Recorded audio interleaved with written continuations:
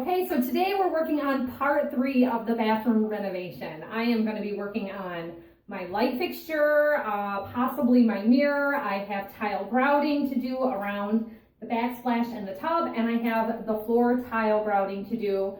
I have cabinet doors that are ready to be hung, but I kind of was thinking about doing a little alterations on those, so I don't know if I will get to them quite today or not. They might be extended on to maybe a part 4 or something. This job just keeps growing and getting insane. So I did a little exploratory work, and the only way to begin with this is to take the old light fixture off. Before you do anything, I always go through, I turn the main breaker off for safety. You can turn the breaker off for the individual room. With these old houses, there's wire going in different directions, and sometimes things aren't labeled correctly in the basement. So it's good to have a spotter, a second person, or actually physically walk to the room and make sure that the light is off. So for safety, I have the light switch off here, and I have the breaker off in the basement. So I took the light fixture off and have been deciding what to do about that. I did some shopping. I'm gonna slice in some pictures here. This is what I found today that might work with the wall, with the glass mosaic tiles around, and have it not look too feminine. I'm kind of on the fence because I don't want it to look too masculine either, because obviously this is a 3-bedroom home with the possibility of it being 4 or 5 bedrooms. So we want to make sure that everybody is comfortable using this bathroom. So after taking off the light fixture and verifying what was going on here, I've got an old metal junction box that is like this, mounted right to the stud. So I had to actually feel inside of the wall to find out what was going on. So I used my utility knife and I cut a layer through here. And of course I knew that there was extra layers of drywall, so I kept going and I thought this is really hard to cut through. It was almost like plaster. So it's really old drywall, and it looks like I have probably 5/8 inch drywall and 1/2 inch drywall. So there's 3 layers total, and the utility knife, even with a brand new blade, was not getting through there. I have a cordless Sawzall. I left all that out of the video because it's very noisy, very messy, and I really wanted to do this before I worked on the countertop and the tile, but it was a little intimidating, honestly. Now, in the past, I've had my husband do this work for me. I watch, I learn. There's no point in being there just to hand tools if you're not going to bother to learn. So I knew how to do this. So I opened up the wall a little bigger to find out where the studs were, and I marked the stud here, and the other stud is here. Now, most houses, your studs are going to be 16 inch on center, which means 16 inches from the center of the stud to the center of the other stud. In older homes, things can be erratic, and you never know what you're going to find when you open this up. Now, keeping in mind that this is a hollow wall, you don't want to go through to the other side. I've already done my painting and renovation in the bedroom on the other side of this. This is a good time if you want to put an in-wall or recessed medicine cabinet to do it instead of having a surface mount, and that will make the room seem less small if you're to do that. Now, if you need to change the configurations in the wall with the studs, you want to check with your building codes for strengths and things like that. I am not an expert in that. I am a home DIYer, and I just want to share with you what we've got going on in our house. So to mount this lighting mounting box or electrical box in the wall, it needs to be able to attach to a stud. So normally you would hit the back into a stud, which there is none, or one of the sides. So my current one is sideways, and you want to be doing something for renovation, not for new builds. There are different materials in the electrical department for that. So I could put in a stud and mount this to that. Now I knew I couldn't just mount to the stud that is here on my left because it's still off center of the sink. I showed in the previous video me finding the center line of the sink so that it would help me to center the vanity mirror in the light fixture, and I kind of marked out about where I wanted it based on the size of mirror I would like to use. I'm not set in stone on the mirror I have on hand, so I went shopping and I have 3 mirrors to choose from, and it's just kind of a debate about which one I'm going to use. Because I did want to do a framed mirror in the end, just to give it a little more of a finished look, instead of just your builder grade mirror. Now they have framing kits at Menards that you can put right around your existing mirror, and that's real handy to have. But you gotta know the size of your mirror before you can proceed with that. So we're gonna take some measurements and maybe toy around with that too. And you can always just trim out your own mirror if you like. The trouble is figuring out what to do about your brackets. You gotta know how to chisel or to router the back of your trim so you can have it sit flush against the mirror. Whole other video series. So because we're doing a retrofit, this is a steel bar mounted light box, and this is adjustable, and I think it was 16 inches up to 24 inches. So we can set this where we want it in the wall, and we can also slide the box to which side we want it to have it centered. Now the problem with this, it was $2.50. It is just your regular mount box. I need an extra deep box because of all the layers of drywall. So I'm just going to show you here the difference in height of these two. So this bigger one is going to make up for the difference in all the layers of drywall. And I can set this proud or close to the drywall, but there's still all those layers and it wasn't going to be quite enough. So this is going to make up the difference for that, and I can set it as far back into the wall as I need to make sure that this is flush so that my fixture does not stick out or recess in too far. So I'm just going to do some quick switch out. This was another $2.30. Normally they probably have it on hand with this attached to it, but there's a little stock right now with everything that's going on in the world, so I'm just going to do a switcheroo and accommodate my own needs. Okay, so in choosing where or how high I want to mount my light fixture, I have to keep in mind the size of the mirror, where the mirror is going to sit on the wall in relation to the height of the average person. So you're figuring, 5'2" to 6'2". You got about a 12-inch span there, and then you've got little kids too who are going to be possibly stepping on a step stool, and I already have 12-inch tiles behind me. So as it is, the mirror that I had was 36 inches by 48 inches, I believe. And if I keep that mirror, which is pretty likely, I did some measurements with the other mirrors that I have, I probably am going to want to leave it exactly where it was, but that's not taking into account a taller male in the house. I am almost 6 feet tall, and with the mirror where it was, you can see my drywall anchors here and here. This was the top of the mirror on this line. So doing my hair, standing back when I lived here was fine, but for up close, you're leaning down and leaning in. So maybe a little bit higher. All these things to take into consideration. Now, I've done my switch out for my deeper box right on here, real easy to do. And when you put it in, you just tighten it down to have it where you want it. So I'm going to be feeding my wires up from the bottom. I'll have it mounted in the wall straight just like this, and you just use the screw holes in the side or nails to anchor it in. I did open up the wall a little bit more because I have to either get a hammer or a drill in there to do this, just kind of depending, and then I'll cut out this corner patch where the old fixture is once I have this in place. I will tell you, it doesn't matter if you do, a patch this size or if you do a patch that size. I decided to open it up stud to stud because I need an anchoring point for my screws. So I'm actually going to go over like an inch more with my utility knife, but I don't want to be going into the 2x4 or the wall stud behind the wall and causing any structural weakness. I'm going to just be doing those 3 layers with my drywall knife. Now, if you were to add a stud going acrosswise to have your nailing point in there, that's fine also, and then you can just tape the side. Obstacle course for me is this additional wire right here going up the stud and up to the ceiling for the ceiling fan that is over here on this side. So no matter where I move it, I'm going to have to deal with that. So it's just easier for me to go ahead and cut over a little bit more to have this for my nailing surface.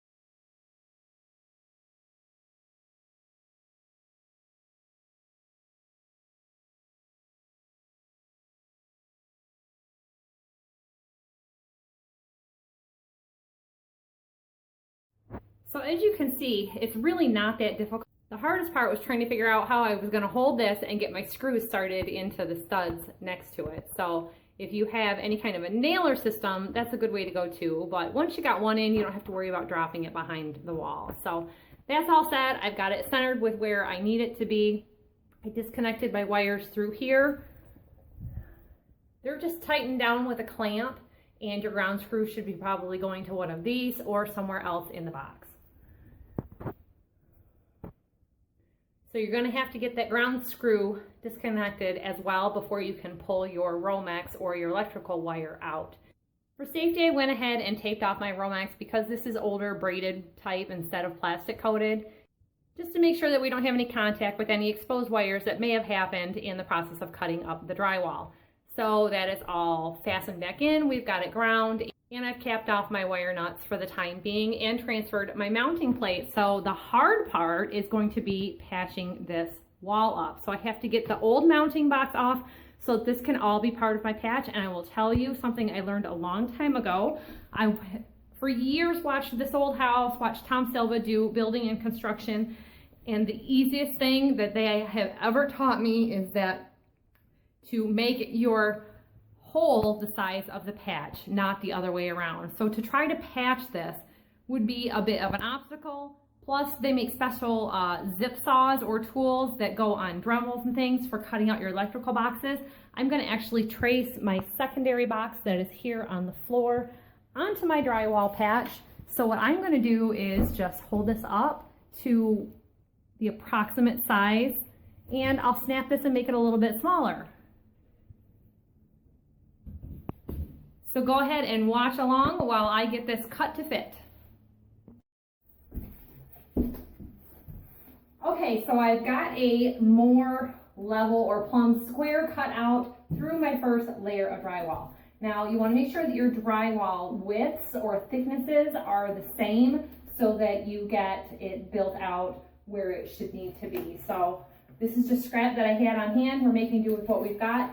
I'm doing what's called a Hollywood patch today. And with a Hollywood patch, you actually cut the edges of the drywall, leaving the face of the paper attached. I forgot to pick up any drywall tape. You can use self-sticking or sticking type, and I find that I generally can see it because of the thickness. So I like the Hollywood patch because it's going to fit right into this square. And what you want to do is take your sheet of drywall that you want to use for a patch, and I've got my little bit of stud here and then my other layers of drywall still intact that this is going to set up against. And you want to make it as level and plumb as you can and trace around it. After you've got that size or that dimension that you want, go back and make sure that you've got your paper still attached to the front part. I'll show you up close what I mean. So when I cut the drywall, I didn't cut through the face, I cut it from behind, leaving that face paper. And you want to make sure that the papers are different, that this is your back side and this is your front. So a lot of times in a bathroom, you'll want to use waterproof backer board. Because that's not in a water area and it's up high, it's not going to make a difference. But a lot of people do like it just for moisture control. So I measured out where my mounting box is and I traced that on the back. I'm going to go ahead and cut that out, and then we'll just be able to use some ready mix, or you can mix up your own drywall mud, set this in place, and get it up with your drywall mud. Now they have quick setting drywall muds that will set up anywhere 45 minutes to an hour. There's longer setting that's a couple hours. I don't know what I have on hand. It's just what we have. So I'm going to get this all mocked up for my box with a hole in here so we can screw this right in. I always keep a few extra drywall screws because you never know what you're going to need a screw for. And I've just got a small tool bag that travels around from house to house with me. So I was able to scrounge up about 6 drywall screws, so we'll put 3 on each side and then just use our tape. In full disclosure, I want to show you why this is a good idea to do this before you do any vanity switch out or anything. I have created quite a mess with my Sawzall and my drywall knife, cutting my patch and cutting the wall. So you want to make sure that you have a shop vac or something on hand to clean up the excess dust. Now, I had hoped that my husband would come here and work on this with me, but we have a farm and he works full time and we have lots of children. So I'm actually working on this renovation all by myself. So knowing that I had to do it on my own, I just went ahead and got going on it. So I've got my drywall patch all cut out and ready to go up. Now you can see some of my paper starting to curl up here on the edges because it's just old drywall. I'm going to cut off some of the excess so I don't have too much. And we're just going to go ahead and anchor this closely to the edges. Now if you do it too close to the edge, it will crumble on the sides from pushing it in, especially if you don't have anything behind it for a backer. Now they make a special drywall drill bit. So these little drywall drill bits are only about $3 to $5 a piece, and you can pick them up at any hardware store or big box store right with the regular drill bit section. And some stores might sell them, you know, like on an end cap right by the drywall supplies.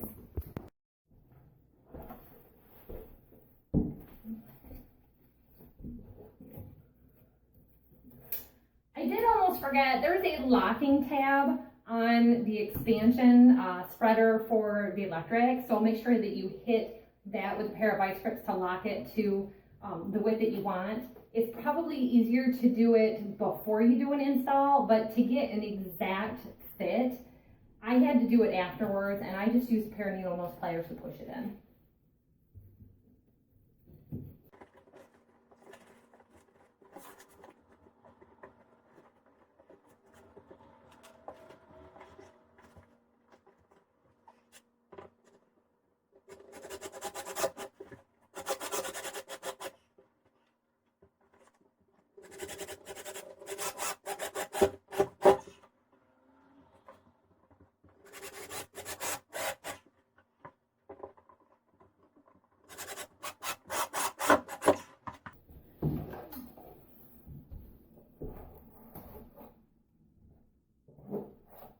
Okay, so now we're getting into the drywall finishing, and you want to make sure that you are adding a little bit of lightweight or drywall compound to the wall itself, and then you're going to be pushing that paper right into it. So if you are having to mix it on your own, this part does not take much. If you just have a little project like this, I recommend just getting a small can of pre-mixed. They call it drywall sanding and finishing compound. One particular one, it's referred to as lightweight, and this is a professional grade 210 that I picked up, I believe, at Menards. It's a little different than ones that I've worked with in the past. But many years ago, we actually had an attic upstairs that we finished entirely on our own, so this was a nice way to do that. So what I'm doing here is just pushing this paper, which is why I got rid of any of the curled up paper.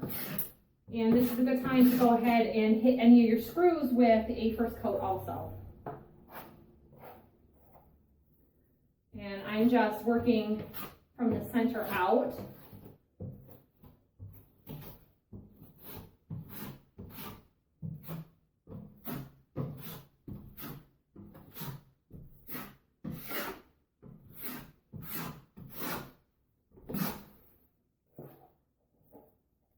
And this is like a 210-minute working time and drying time. So this is not going to be ready today. I will have to come back and do a second coat and hit any high spots. You call it knocking off, or sometimes people refer to it as dry sanding or wet sanding. Got a little hole in my drywall right there, and that's no problem. It just fills it right in.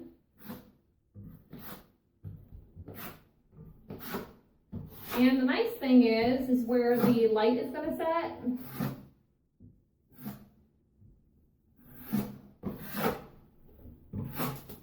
You won't even be able to see this patch.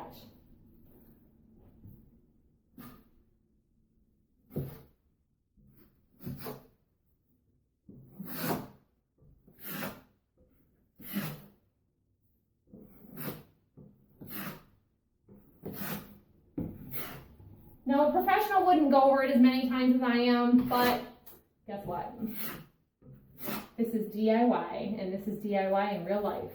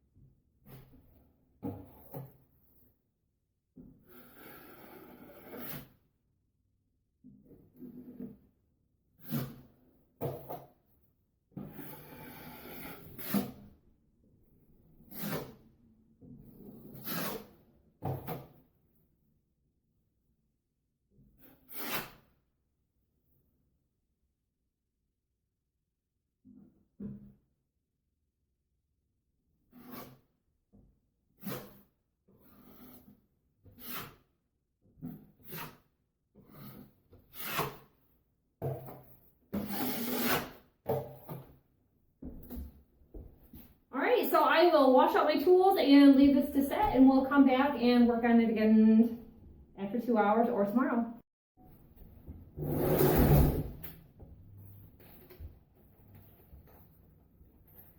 Hinges and doorknobs don't seem like that big a deal, but I know to some people it's a real pet peeve that they are mismatched or that they're old and ugly.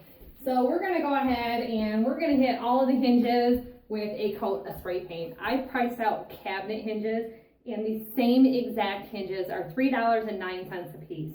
Now, without having to change the cupboard doors, without having to change the hinges so that they set just right with the same relief, it's a mess. So I'm gonna go ahead and just spray paint them because, you know what?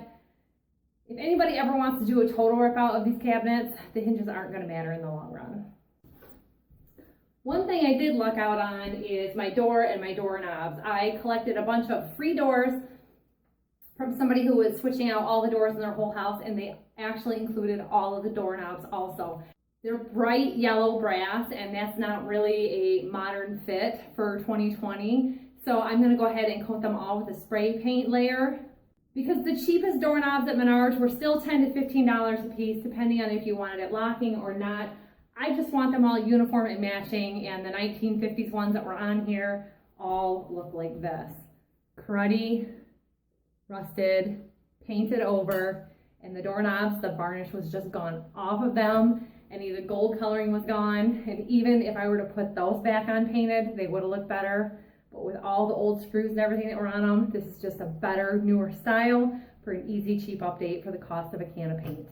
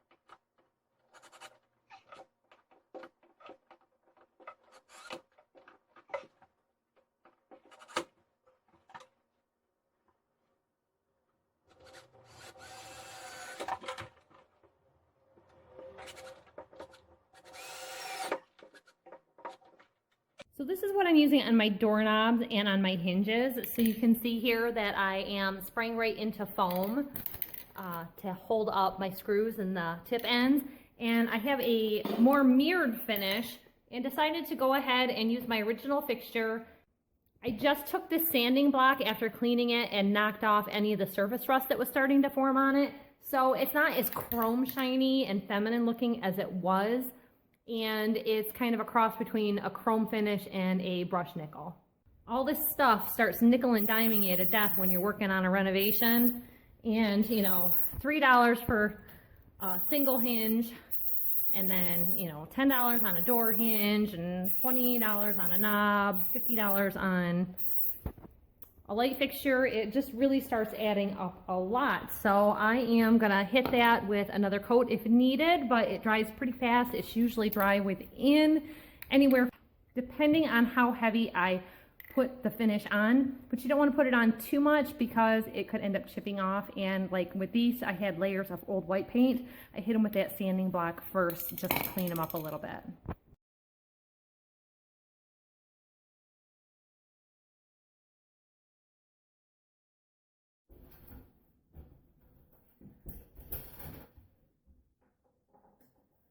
So today's been kind of a big deal day. I had a couple spots in my drywall that I didn't quite like the way that they looked, so I went ahead and did another patch on them. In the meantime, while that's drying, I thought I can go ahead and do all my edge. So I used my blue tape and I taped off all the bathroom trim, and I went ahead and trimmed out the paint all around the edges of the entire bathroom. Well, I've been having to get by with just a lamp on the counter, and that was part of the problem. I've been working in the dark for a week while I've been patching my drywall and doing other jobs. And with my drywall mud being like a 3-hour drywall mud, well, I never get it done that day. I get a coat, I put on another coat the next day, I do a light sanding, see how it looks. I want it to look really good. I don't want it to look like a DIY project, so I'm taking my time. But in the meantime, I'm going with my original wall fixture. I just went ahead and cleaned it up and painted it because I couldn't really find something that I liked. And everybody else's style is going to be different. I think this is going to go really well with the mirror frame that I picked. So I'm going to go ahead and get my light fixture mounted. So I'll tell you a good tip while you're working. Hook up your ground wire to hold your fixture up for you. That'll really save you a lot of headache.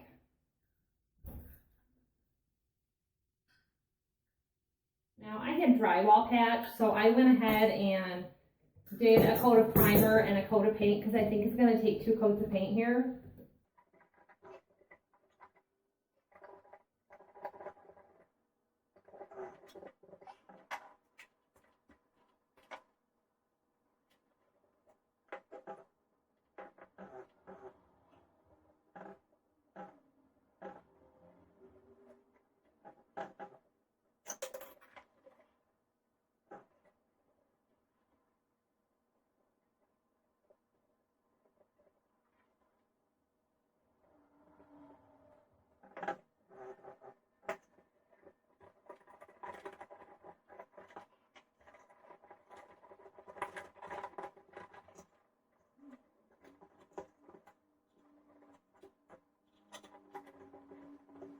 So as you can see, I have my light fixture up, and if you're looking at that blue, well, guess what? I had to tape it off. I got my light up, and then I could start to see little flaws in my drywall patch. So I went back through, I patched everything real patient, and I sampled my paint. I did all of my edge work. Do you see this? This is the old tan color. This is lavender. So I always save money and do things frugally. This looked like tan, and I bought the Oops paints at Menards. They're $9 a gallon instead of $30 a gallon, which is a great way to save money. And you can mix up your own colors. So I picked up a secondary 2 gallons of a dark green mossy color, almost brown, and a light yellow that I thought I might mix together for the kitchen. And I had just decided, since the lavender was wrong, I mixed in some of the darker color with the lavender, and this is the new color that I have.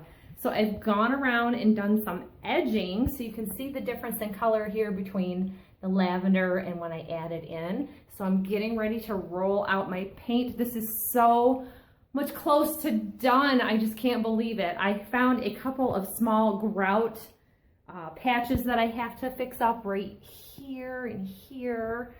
And I ran out and I had to put a little bit here with a second batch and noticed that it was a little wet and missed a couple spots. So after I get this painted today, it's gonna actually start looking like a bathroom, and then I can start caulking, get the toilet back in, and get the cabinets back on, because it still looks like a construction zone, and I'm getting antsy to start in on the kitchen. I've been picking up products for that, bringing over any extra tools that I need to finish up and start that job, and I started in on the landing to the basement, and I just want to get going. I want to be done, and the leaves are starting to fall off the trees, and I so want to sell this before the leaves are bare, because you know what, any lawn with greenery, with fall colors, it looks so pretty. And I've got a Cleveland pear in my front window, and I've got maple trees in the back, and they are beautiful this time of year, and given a few weeks they're going to be gone.